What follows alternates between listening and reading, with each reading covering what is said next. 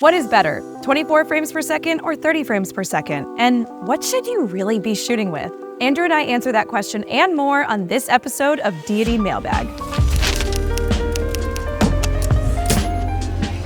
Here comes a question in from Camden. How do you know it's time to upgrade your mic to something higher end?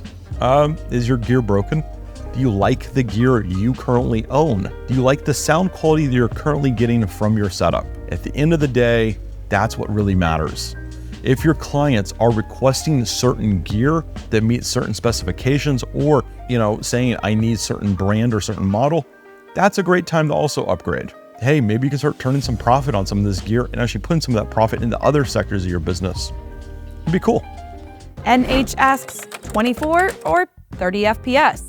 It depends. What is your deliverable and what do you want creatively?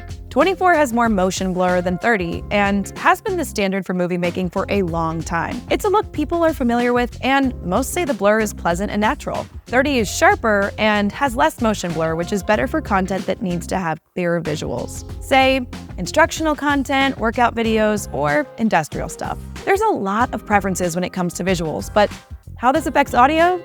It doesn't sound any different. Here's a question from Rico, and it is, why is location sound recorded at 24-bit 48 kilohertz and not 16-bit 44.1? Well, it's very simple, and yet it can be complex if you're willing to go down a rabbit hole. The simple answer is always want to record something at a higher resolution and depth than what the deliverable is. And if you want to see a whole rabbit hole as to why 44.1 exists and how digital audio works, there's a video that's going to be either right here or it's down in the link description below. It's a video from Technology Connections, and it's all about how digital audio works on videotape in the very early days of DACs. ProCopy Australia 1 asks, need a quick way to color match footage from different cameras. The easiest way I can think of is to use log profile and then a Rec 709 conversion LUT in the camera. This will take the flat images and convert them to a standard look.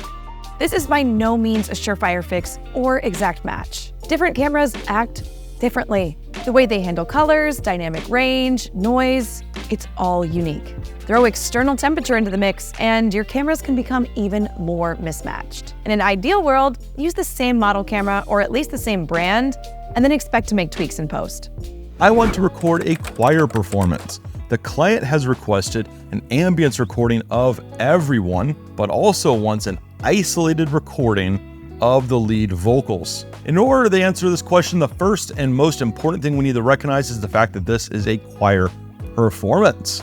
So we don't want anything obscuring the vision of the audience. For stands, I'd be looking at choir stands. Okay, so it's a different kind of microphone stand. They're a little bit thinner, they're much bigger, they're much taller. And I would put something like the S-Mic 2S on there because when a choir sings, there's another element that you hear that you didn't actually think about, and that's the room itself. So choirs are often performed in like performance halls or cathedrals, and that reverb is just as important to be captured as the actual choir itself. In order to get those lead vocals though, I'm gonna go with a headset microphone, either to a body pack transmitter that's gonna transmit it over to my recorder, or something that's recorded locally like with the PR2 or the Theos kit. That's gonna wrap it up for us here. If you like this kind of content, hit that subscribe button. I'm Sarah from Deity Microphones. Thank you for watching.